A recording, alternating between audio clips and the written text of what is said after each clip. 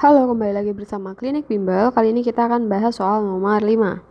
Oke, di sini ada pada garis yang melalui titik A dan B terdapat suatu muatan listrik. Potensial dari A dikurangi potensial jarak titik A sama B itu adalah D meter. Oke, anggaplah di sini ada titik A. Kemudian di sini itu ada titik B. Jaraknya itu adalah D. Atau kita bedakan aja warnanya. D meter. Kemudian potensial di A dikurangi potensial B itu adalah V volt.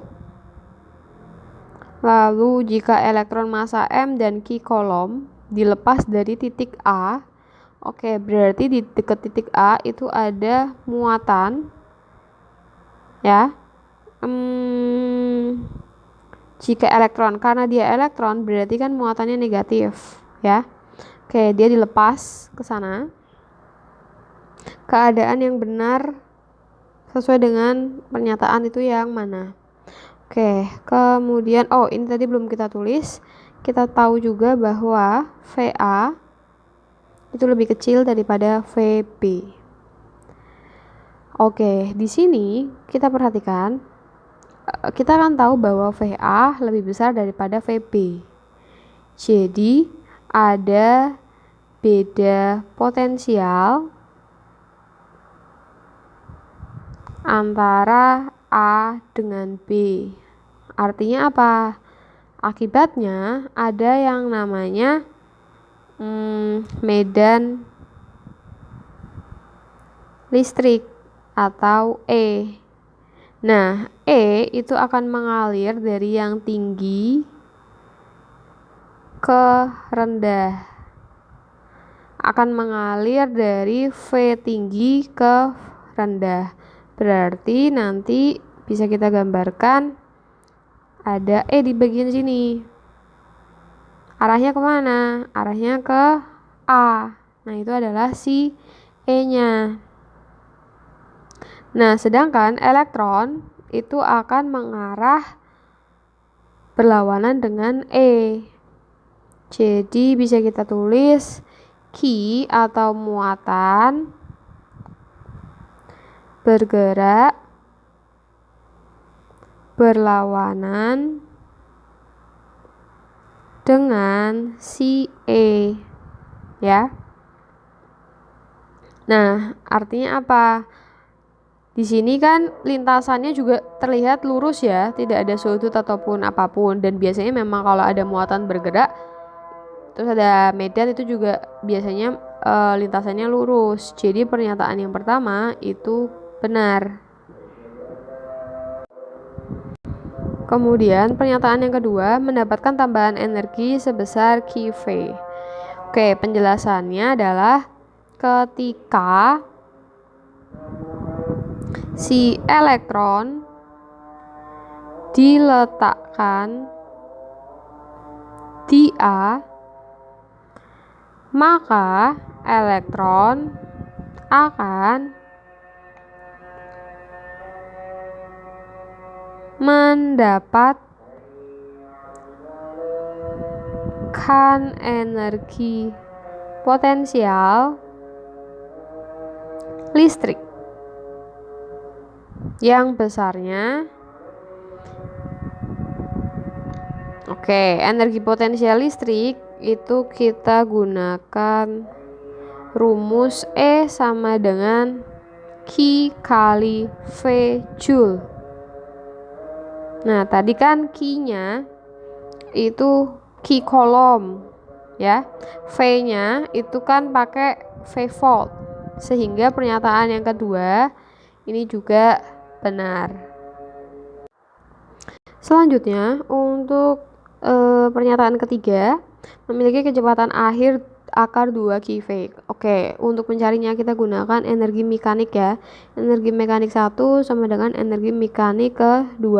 Energi mekanik punya rumus EP1 ditambah dengan EK1 sama dengan EP2 ditambah dengan EK2. Nah, di posisi awal itu elektronnya tidak memiliki kecepatan awal. Jadi dia energi kinetiknya akan bernilai 0 ya.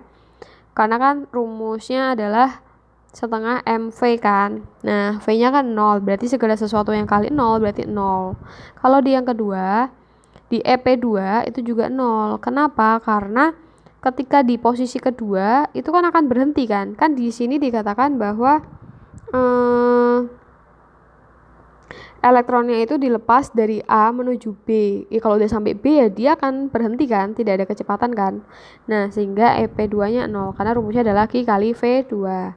Oke, kalau sudah kita jabarkan EP-nya itu berarti Q kali V sama dengan setengah MV2 kuadrat.